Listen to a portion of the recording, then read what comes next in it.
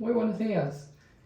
Los saludamos desde aquí confiando en Dios que se encuentren bien. Gracias por recibirnos en sus hogares y permitir que entremos a ellos con un nuevo mensaje de la palabra de Dios en esta mañana.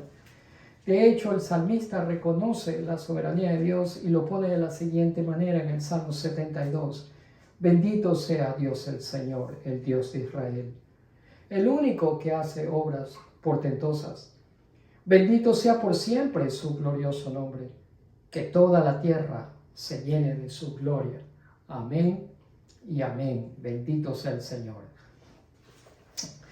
Bienvenidos una vez más.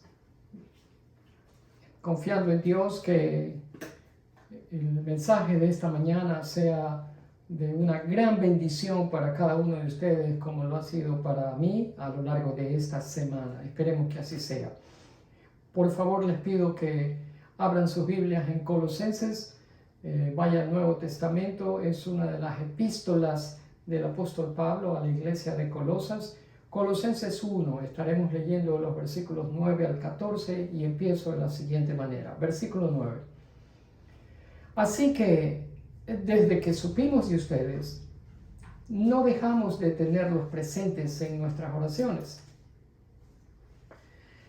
Le pedimos a Dios que les dé pleno conocimiento de su voluntad y que les conceda sabiduría y comprensión espiritual. Entonces la forma en que vivan siempre honrará y agradará al Señor, y sus vidas producirán toda clase de buenos frutos. Mientras tanto, irán creciendo a la medida que aprendan a conocer a Dios más y más. También pedimos que se fortalezcan con todo el glorioso poder de Dios para que tengan toda la constancia y la paciencia que necesitan. Mi deseo es que estén llenos de alegría y den siempre gracias al Padre. Él los hizo aptos para que participen de la herencia que pertenece a su pueblo, el cual vive en la luz. Pues Él nos rescató del reino de la oscuridad y nos trasladó al reino de su Hijo amado, quien compró nuestra libertad y perdonó nuestros pecados. Bendita, alabada sea la palabra de nuestro Señor en esta mañana y siempre. El título del mensaje está delante de ustedes. Se llama Una oración digna de recordar. En esta mañana vamos a estudiar esta oración que hace el apóstol Pablo hacia creyentes a los cuales él nunca había visto y no conocía, creyentes tanto en la iglesia de Colosas como en la iglesia de Laodicea también. Y hablando de oración, esto no creo que es una experiencia poco común para muchos de ustedes que me están escuchando. En algunos casos, cuando mencionamos oración, lo hacemos de una manera formal cuando nos encontramos en la iglesia, por ejemplo. En la iglesia estamos en la asamblea, en la congregación y el líder dirige a la congregación en una oración formal. Esa es una manera de hacerlo. Pero en otras ocasiones, la oración viene representada o estructurada en una o dos frases de manera espontánea que hacemos a lo largo de un día en particular. Pero no importa, ya sea que la oración sea hecha de manera formal o de manera espontánea, la oración es una disciplina esencial para expresar nuestros más profundos pensamientos a Dios. Y en esta mañana, como usted ya se dio cuenta, seguimos en la epístola del apóstol Pablo a los Colosenses. Y hoy quisiera hacer algo nuevo. Hoy quisiera que usted y yo descubriésemos maneras frescas para verdaderamente expresar esa carga, ese peso que tenemos en nuestras vidas, en nuestros corazones, debido a las adversidades y circunstancias difíciles que pudiésemos estar sobrellevando en estos momentos, y aún en medio de todas esas dificultades y adversidades tener gozo, encontrar gozo en medio de todo eso. Ese es el propósito del mensaje de esta mañana. Quiero creer que usted que me escucha es una persona que cree en la oración y que lo hace por su propia cuenta. También me atrevo a decir que cuando usted ora a Dios, lo hace recordando a aquellas personas que usted ama y que también conoce. Por lo tanto, como las ama y las conoce, va a orar específicamente por ellas. Más de lo que usted y yo pudiésemos imaginarnos o entender, es esa oración que nosotros hacemos precisamente la que sostiene a esas personas por las cuales oramos día tras día. Por lo tanto, le animo a que siga haciéndolo. No pare de orar por esas personas. Sin embargo, en este pasaje que acabamos de leer de Colosenses 1, del 9 al 14, el apóstol Pablo nos recuerda algo que tal vez usted y yo no hayamos caído en cuenta. En este pasaje Pablo nos enseña no solamente a orar por las personas que conocemos y amamos, sino también por gente a los cuales jamás hemos visto. Gente con quien nunca hemos tenido ningún contacto personal. Y eso también me gustaría incluir en el mensaje de esta mañana. Por ejemplo, cuando oímos de alguna tragedia que ha ocurrido en alguna parte del mundo, por ejemplo, en el estado de Mississippi, aquí en Estados Unidos, están teniendo una crisis de agua potable, de agua para beber que esté limpia, porque las inundaciones han afectado totalmente, han contaminado el agua. ¿Qué tal las inundaciones en Pakistán, en donde van más de 1000 personas muertas? ¿Qué tal cuando oímos de un terremoto o de incendios forestales o de pandemias, enfermedades y gente que está sufriendo? Nosotros oramos por esas personas, aunque nunca los hayamos visto, porque nos dolemos por el sufrimiento de ellas. Y oramos que Dios supla las necesidades profundas de esas personas en ese momento específico de su vida. Gente que ha quedado sin ánimo, sin fuerza, sin energía para continuar adelante y para seguir viviendo. Eso es lo que les quiero decir por incluir también en nuestras oraciones a personas que oímos que están pasando por situaciones difíciles y que no necesariamente las conocemos y nunca las hemos visto. Quiero que usted observe dos cosas, primeramente, antes de empezar a decir cualquier otra cosa. En primer lugar, lo que observamos aquí es que Pablo ora de una manera continua. Pablo ora de una manera constante, no deja de orar por esas personas, aunque no los había visto nunca y no los conocía. Por ejemplo, Colosenses, vamos al pasaje que usted tiene delante suyo, Colosenses 1, versículo 9, la primera parte dice: así que desde que supimos de ustedes, no dejamos de tenerlos presentes en nuestras oraciones. ¿Sí ve usted? Pablo ora de manera continua y nosotros debemos hacer lo mismo, orar de manera continua por aquellas personas que necesitan nuestras oraciones. Lo voy a llevar a Colosenses 2, el capítulo 2, el primer versículo. Usted quédese ahí en donde está. Yo lo llevo a un versículo en Colosenses 2. Dice así: Pablo escribe y dice: quiero que sepan cuánta angustia he sufrido por ustedes y por la iglesia en la Odisea, y por muchos otros creyentes que nunca me conocieron personalmente. ¿Se da cuenta usted? Pablo está orando por gente que no lo conocían a él y que él tampoco conocía, que nunca se habían visto, que él no sabía nada de ellos, no sabía ni los nombres de ellos. Pero sin embargo, lo que me llama la atención en la primera parte del versículo de Colosenses 2:1 es esa palabra que está subrayada aquí, y esa angustia.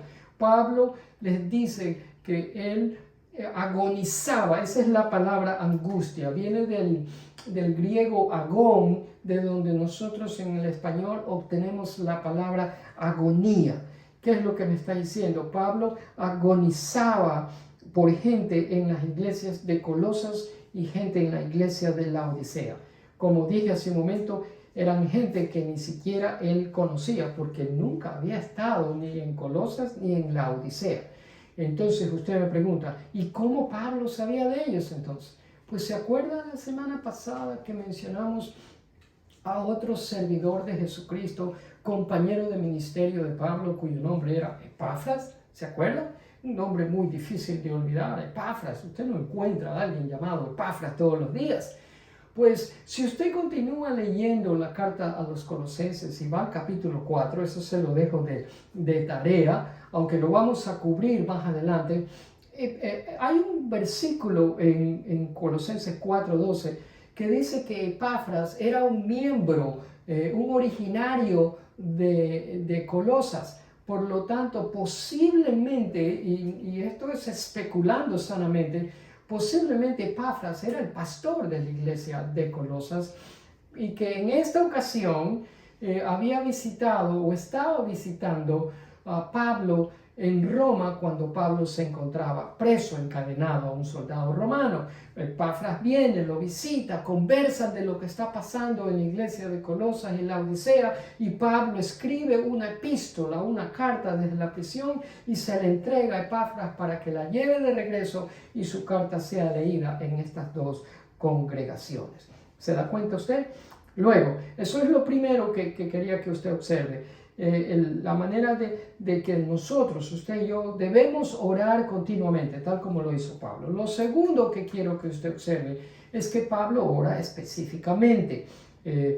Observe que Pablo ora al Señor para que los creyentes de Colosas y de la iglesia de Laodicea tengan un pleno conocimiento de la voluntad de Dios. No que tengan un conocimiento de la voluntad de cualquier persona, o de esos falsos profetas que se habían infiltrado en la iglesia de Colosas. Pablo ora porque conozcan cuál era la voluntad de Dios para con ellos. Y no solamente eso, fíjense lo que dice en el versículo 9, la segunda parte. Le pedimos a Dios que les dé pleno conocimiento de su voluntad. Ahí está. Específicamente eso pide Pablo. Y también pide que Dios les conceda sabiduría y comprensión espiritual, que en otras palabras es discernimiento espiritual. Discernimiento es la manera de poder separar, dividir, trazar lo correcto de lo incorrecto, lo verdadero de lo falso. La verdad de todo lo engañoso de la vida que estos falsos profetas promovían y que los podían persuadir a los creyentes de las iglesias de Colosas y de Laodicea y hacerlos apartar del camino correcto.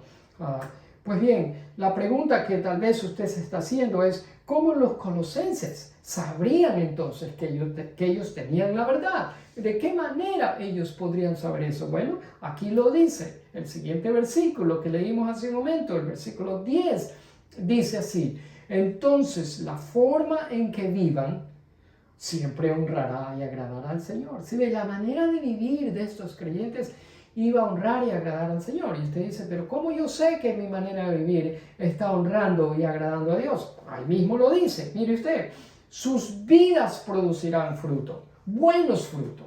Y esa será una manera en que usted compruebe que su vida le está agradando y honrando a Dios. Y eso también a su vez ratificará que usted está caminando en la verdad y no en nada falso. ¿Me estoy haciendo entender? Pues la vida de estos creyentes tendría que producir buenos frutos, y esa iba a ser la confirmación de que ellos estaban honrando y agradando a Dios. Buenos frutos. ¿Qué buenos frutos? Bueno, la Biblia en Gálatas dice que buenos frutos es el equivalente al fruto del Espíritu: amor, paz, paciencia, longanimidad, mansedumbre, bondad, fe y dominio propio. Les dice que de esa manera, en la siguiente parte del mismo versículo, de esa manera, o mientras tanto, a lo mismo, ustedes, en la medida que sigan produciendo esa clase de buenos frutos, irán creciendo y aprendiendo a conocer a Dios más y más cada día. Por lo tanto, se me ocurre a mí decirles algo que he hecho una norma en mi vida. Es bueno que nosotros mismos nos hagamos un inventario de preguntándonos a nosotros mismos de cuánto conocemos a Dios y de si mi manera de vivir está honrando y agradando a Dios, si estoy siendo más paciente, si estoy amando a la gente, si estoy ejerciendo dominio propio. Esas son preguntas que yo me hago y que cualquiera de nosotros podría hacerse. Eso se llama hacerse un inventario personal. A veces nos ofendemos cuando alguien nos hace esta clase de preguntas, pero para evitar que eso nos ofenda, entonces me las hago yo mismo y me respondo con honestidad, porque eso me da la pauta para ver si yo estoy, en mi vida, está produciendo esos buenos frutos que habla la palabra de Dios. Esta oración de Pablo, es mi opinión, que es un excelente modelo para que nosotros podamos seguir. Y no es nada difícil y complicado hacer lo que el apóstol Pablo está haciendo. Así que debemos orar por estas cosas que acabamos de mencionar y que usted vio aquí en la pantalla, que está en su Biblia. No solamente debemos orar para que el Señor bendiga a una persona, de manera, a veces nosotros decimos, oh, bendice a fulano y tal. Eso es una oración muy vaga, no hay nada específico en ello. Tampoco me refiero a orar por el éxito académico, el éxito profesional, el éxito matrimonial o social de una determinada persona, para que Dios supla las necesidades materiales de ellos. Es bueno orar por eso, pero que también oremos por estas otras cosas específicas que Pablo acaba de mencionar y que ya las mencionamos nosotros aquí. ¿Por qué? ¿Por qué es bueno orar por estas cosas? Por conocer la voluntad de Dios, por discernimiento espiritual, por sabiduría espiritual. ¿Por qué es bueno orar por eso? Porque usted y yo vivimos en una cultura tan complicada como la nuestra, llena de decepciones y engaños. En cada esquina hay gente invitándonos a aprender una nueva manera de pensar acerca de la vida, y por lo general esas nuevas filosofías que nos invitan a pensar en esas nuevas maneras de vivir la vida son engañosas, son incorrectas, son falsas. Así es de complicada la cultura en que usted y yo vivimos. Por eso es que es bueno que oremos por estas cosas que tienen un carácter netamente espiritual, que Pablo las menciona. Luego, en los versículos 11 y 12, Pablo sigue orando y dice, también pedimos, eso es orar, pedir, que se fortalezcan. ¿Quiénes? Los colosenses y los creyentes de la Odisea. Que se fortalezcan ¿con qué? Con todo el glorioso poder de Dios. ¿Para qué? Para que tengan la constancia y la paciencia que ustedes necesitan. Pablo está orando por fortaleza espiritual.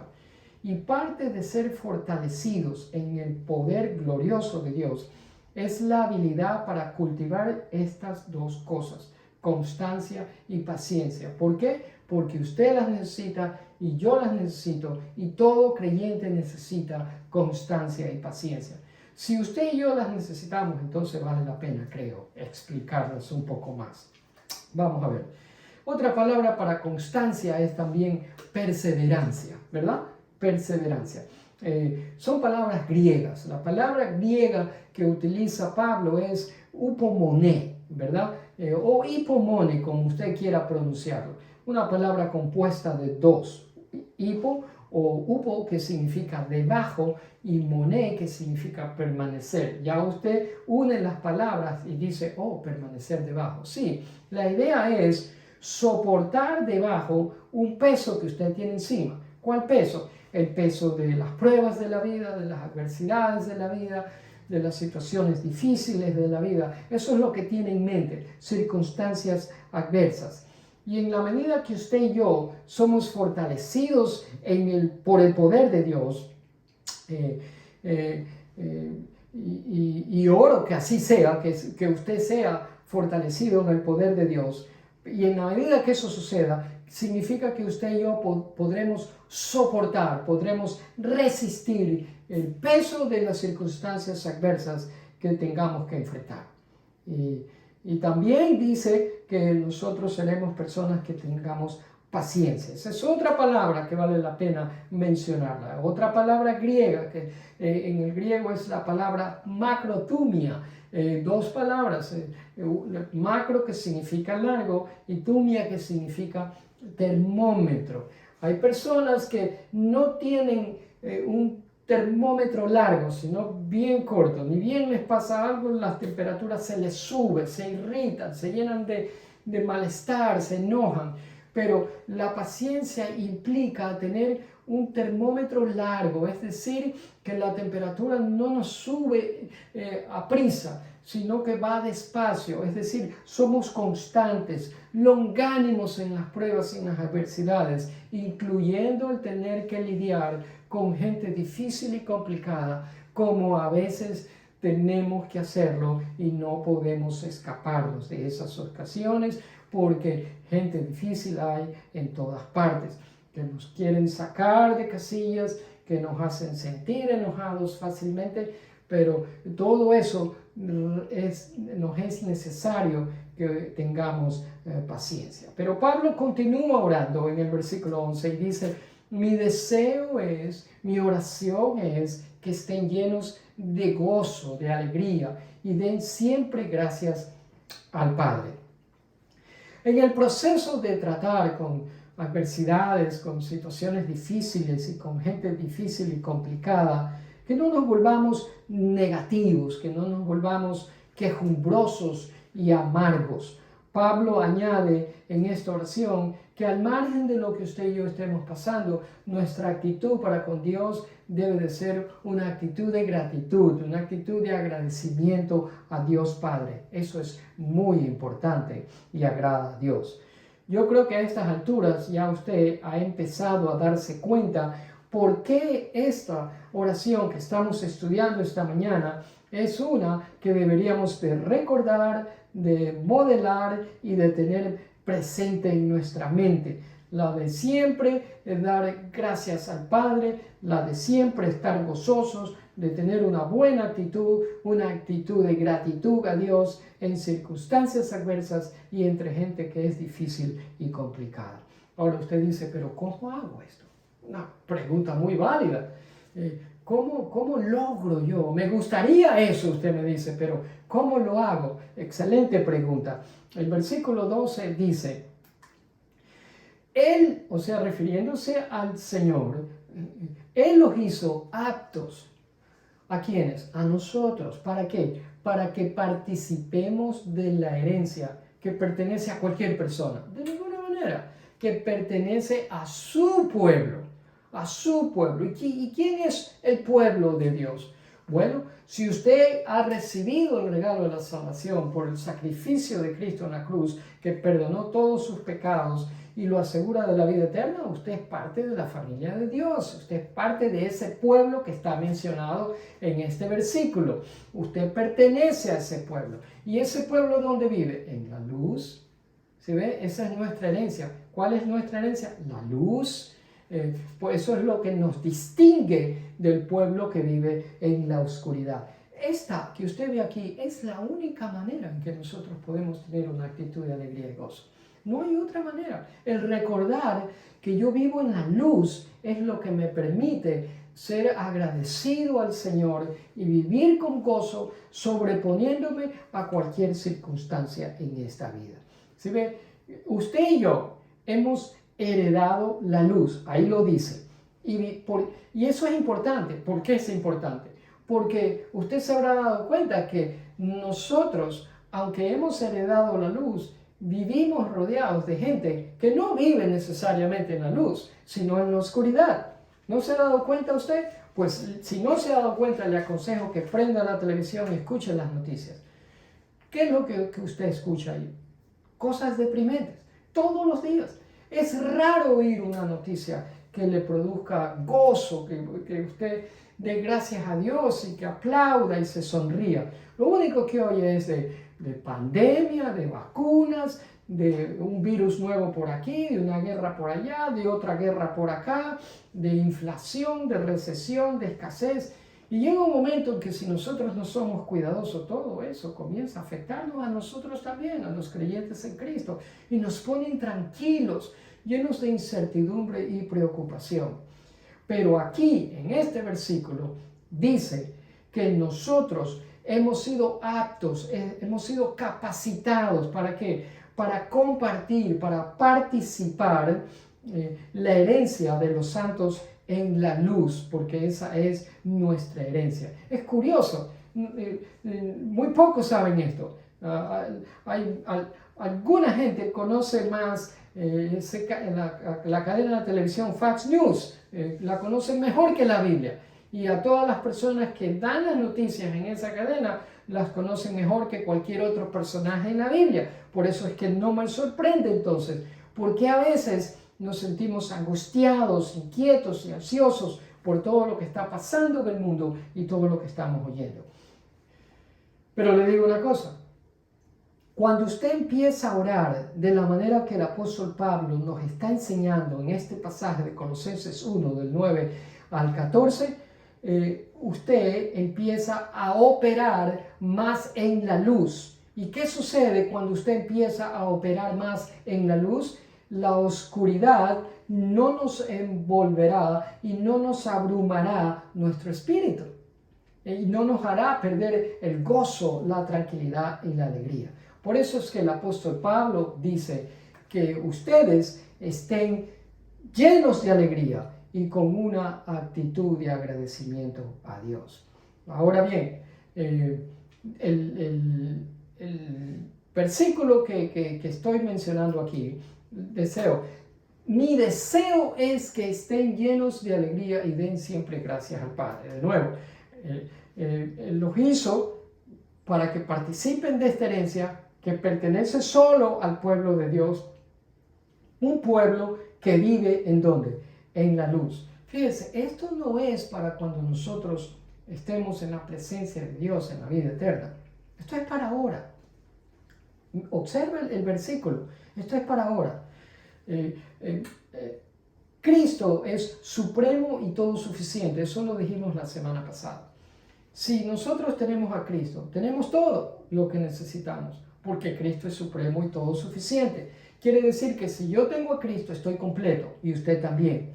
Y con esa plenitud viene todo esto que estamos mencionando también. Por lo tanto, nosotros hemos heredado la luz y vivimos en esa luz. El texto que está ahí frente a ustedes dice que el pueblo de Dios, usted si es un creyente y yo también, vivimos en la luz. El pueblo de Dios vive en la luz. No dice que vamos a vivir en un determinado futuro, en un futuro incierto todavía, ¿no? El apóstol está hablando del presente. Esto que nosotros estamos mencionando aquí es para el ahora, para este momento. Luego en los versículos 13 y 14 viene esa palabra ¿por qué? Ese por qué va a explicar el por qué de lo que acabamos de decir en los versículos anteriores. Es decir, que nosotros tenemos que vivir de esta manera, tal como le acabo de decir. ¿Por qué? Porque Él nos libró del dominio de las tinieblas y nos trasladó al reino de su Hijo amado. Pablo ya deja de orar y ahora pasa a alabar el nombre del Señor por lo que ha hecho. ¿Y qué es lo que ha hecho el Hijo? Bueno, ahí lo dice también el versículo 14. Él compró nuestra libertad y perdonó nuestros pecados. Fíjense que Pablo cambia hasta el pronombre personal, porque si usted se dio cuenta, en los versículos anteriores Pablo utiliza el ustedes. Ustedes deberían de buscar la voluntad de Dios, ustedes deberían de mantener el gozo, ustedes deberían de tener una actitud de gratitud a Dios, pero ahora lo cambia al nosotros. Él nos libró. ¿A quiénes? A nosotros. Él nos trasladó. ¿A quiénes? A nosotros. Luego el siguiente versículo dice, quien compró nuestra libertad, a nosotros, y perdonó nuestros pecados, nosotros. ¿Se da cuenta usted? Ahora bien, en ese nosotros, Pablo está incluido. Epafras, su compañero de ministerio, está incluido. Usted está incluido. Sus familiares que conocen al Señor Jesucristo están incluidos. Yo estoy incluido. Mi familia que ha recibido el regalo de la salvación a través de Jesucristo está incluida también. Usted y yo que conocemos al Señor Jesucristo hemos sido rescatados del reino de la oscuridad al reino de Jesucristo, al reino de la luz. Él es el que compró nuestra libertad. Ahora bien, al mencionar esto, nosotros pensamos en las áreas débiles nuestras, luchas que nosotros tenemos con malos hábitos, malas costumbres y quizás hasta adicciones.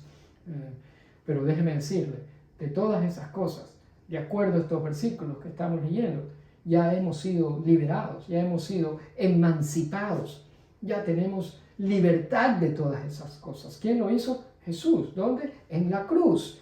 Ahora tenemos la justicia, la rectitud de Cristo sobre nosotros. Así que no tenemos que pecar más. La verdad es que si una persona peca es porque quiere y porque le gusta, pero no porque tiene que seguir haciéndolo.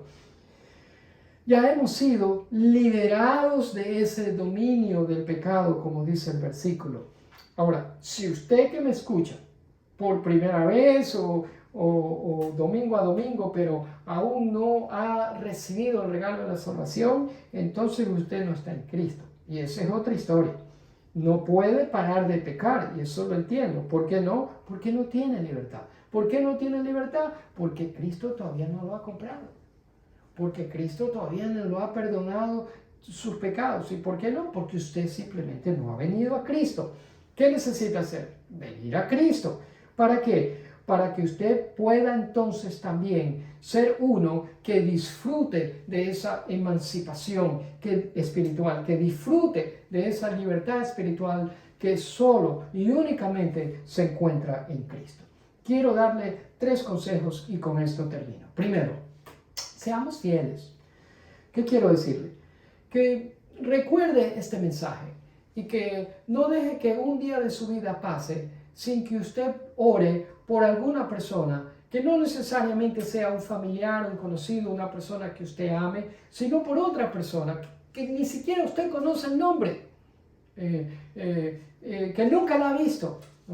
O puede ser una persona que ha oído que está pasando por una necesidad, pero usted no tiene ni idea quién es. Que no pase un día, tanto en su vida como en la mía, de que nosotros oremos por alguien así. Eso se llama fidelidad. Y es lo que Pablo hacía. Consejo número 2. Seamos específicos. Pablo lo es. Ya usted me escuchó. Él ora específicamente por algunas cosas. Que los creyentes de Colosas y Laodicea comprendan y entiendan la voluntad de Dios para sus vidas. Que reciban la fortaleza por medio del glorioso poder de Dios. Que tengan constancia o perseverancia, paciencia en la adversidad y con gente difícil. Que mantengan el gozo, que tengan una buena actitud de agradecimiento y para que vivan como lo que eran. ¿Y quiénes eran? Personas libres, libres del pecado para vivir para Dios. El tercer consejo, que estemos seguros. ¿Seguros de qué? Fíjese usted, lo traigo de nuevo a los últimos versículos. Él nos libró. ¿Quién Él? Jesús. Él nos trasladó a usted y a mí. Luego el siguiente versículo dice, Él nos compró la libertad y Él perdonó nuestros pecados. ¿Se da cuenta usted? Yo creo en todo eso, en cada una de esas cosas. Yo lo creo. Tengo absoluta confianza de que Jesús hizo eso por mí. Me libró, me trasladó de un reino al reino de la oscuridad, del reino de la oscuridad al reino de la luz. Compró mi libertad, me perdonó mis pecados. No tengo la menor duda que Jesús hizo eso por mí. Tengo absoluta confianza en eso. No tengo ni que orar por eso, porque ya lo tengo. Y lo mismo usted si ha recibido a Cristo. Mi oración debe de ser entonces, no cómprame o perdóname, sino ayúdame a resistir la tentación de ir por lo que tú detestas, Señor. Eso debería ser nuestra oración. Ayúdame a perseverar, a tener dominio propio para no ser persuadido por las tentaciones de aquellas cosas que tú no te agradan, que tú detestas, Señor. Ahora bien, algunos de ustedes no están en este pasaje. Acuérdese que este pasaje es a creyentes de las iglesias de Colosa y Laodicea. Y quizás, yo no sé, porque yo no lo estoy viendo y sé muy poco o nada de usted, a menos que usted me lo diga. Pero algunos de ustedes quizás no están aquí en este pasaje. Y usted dice, ¿pero por qué dice eso? Porque no han confiado en Cristo todavía. Le digo una cosa, usted necesita hacerlo. Si ve, el no confiar en Cristo lo tiene distanciado del Señor. Por eso le digo en esta mañana, venga al Señor y no lo postergue más. Venga ahora. Usted lo necesita. Jesús no lo necesita. Usted lo necesita. ¿Para qué seguir distanciado del Dios Todopoderoso cuando usted puede disfrutar de esa libertad y de ese perdón que Cristo le está ofreciendo? Incline su rostro para orar. Esta es una buena oportunidad, le digo que en esta mañana, que buena oportunidad para orar por alguien que usted sabe que no ha confiado en Cristo todavía. Si lo conoce por nombre, preséntelo delante del Señor, para que el Señor capte la atención de esa persona y en su gracia irresistible lo atraiga a Él. Y si usted nunca ha venido a Cristo, reconozca hoy que hay una gran necesidad, no lo siga postergando. Reconozca que usted ha estado distanciado del Señor y pídale al Señor que se acerque a usted y usted también acérquese a Él. Recíbalo hoy. Padre, te presentamos en este momento a todas aquellas personas que por una u otra razón están desilusionados de la vida. Oro para que tú, Señor, captes su atención. Inquiétalos y tráelos delante de ti. Hazles ver, trae convicción de que están separados y apartados de ti. Que entiendan que solo hay esperanza en el Señor Jesús. Danos un gozo contagioso en medio de las circunstancias difíciles que cualquiera de nosotros podríamos estar pasando en este momento. Pruebas que nunca faltan. Que tu glorioso poder, Señor, nos fortalezca y nos dé la constancia, la perseverancia para permanecer en la fe. Háblanos y ayúdanos a confiar plenamente en ti. Nosotros sabemos que tú eres el Dios soberano, lo cual quiere decir que tú lo conoces todo, lo entiendes todo, lo sabes todo, que estás a cargo de todo, que ves todo, que oyes todo, que tienes un plan, un propósito y un tiempo, que nada se escapa de tu voluntad. Nosotros sabemos eso, Señor. Pero aún así, quiero confesar que tengo momentos de debilidad, momentos de inquietud, momentos de preocupación y hasta a veces momentos de miedo, de incertidumbre. Que ahí venga tu poder, Señor. Si alguien más siente igual que yo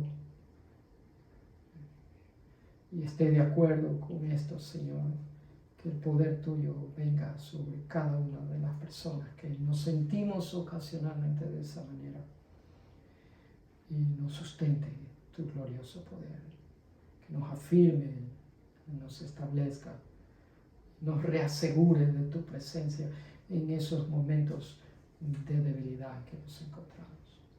Nuestro propósito es agradarte y honrarte con nuestros pensamientos y acciones, con nuestra fe, Pero tenemos que admitir que hay veces que nos sentimos completamente impotentes y débiles y no sabemos cómo dar un paso más hacia adelante. Señor bendito, ahí en ese momento hay una necesidad y pedimos que tú la suplas con tu gracia, con tu favor. Que el favor del Señor esté con nosotros. Que tú hagas prosperar la obra de nuestras manos. Que tú cumplas tu propósito en nosotros. Que no nos domine un espíritu de miedo, de temor, que nos paralice y nos impida continuar alabando, bendiciendo y exaltando tu nombre al margen de las circunstancias. Bendito y alabado sea tu nombre, Señor. Oramos para que en nosotros fluya un espíritu de seguridad, un espíritu de firmeza, un espíritu de credulidad, un espíritu de fe, un espíritu de constancia y perseverancia en ti. Gracias, Padre, por escuchar esta oración. Gracias por sustentarnos en los momentos difíciles. Gracias por sostenernos con la diestra de tu justicia. Y gracias por librarnos de peligros. Gracias por cuidarnos bien de todo mal. En tus manos ponemos toda necesidad por la cual las personas que me escuchan estén pasando y nosotros también. Para que tú en tu misericordia vuelvas tus ojos a nosotros, tengas compasión, porque no nos escondemos delante de ti hasta que haya pasado el peligro. Susténtanos en las pruebas. Ayúdanos a salir victoriosos de todas ellas. Estamos confiando y poniendo nuestra esperanza en ti. Te alabamos y te bendecimos, Padre, y declaramos una semana de tu bondad, de tu gracia, de tu favor y de tu victoria en nosotros. Ninguna arma forjada contra nosotros, sea de la manera que venga contra nosotros, puede prevalecer. Porque tú, Señor, eres nuestro refugio y nuestra fortaleza, nuestro pronto auxilio, nuestra ayuda inmediata, nuestro socorro y nuestro libertador. Bendito seas. Recibe la gloria y el honor. Te la damos a ti y solo a ti. En el nombre de Jesús oramos y te damos gracias. Amén y amén. Gracias por haber compartido con nosotros este mensaje. Comparte el enlace. Esperamos que este mensaje haya sido de bendición para ustedes y si lo fue, lo puede ser para otra persona también. Con la ayuda de Dios, confiando que nos dé vida y salud, nos veremos el próximo domingo con un nuevo mensaje de la Epístola a Colosenses. Continúen leyéndola. Mi esposo y yo desde aquí les deseamos una excelente semana en la presencia del Señor. Dios los bendiga.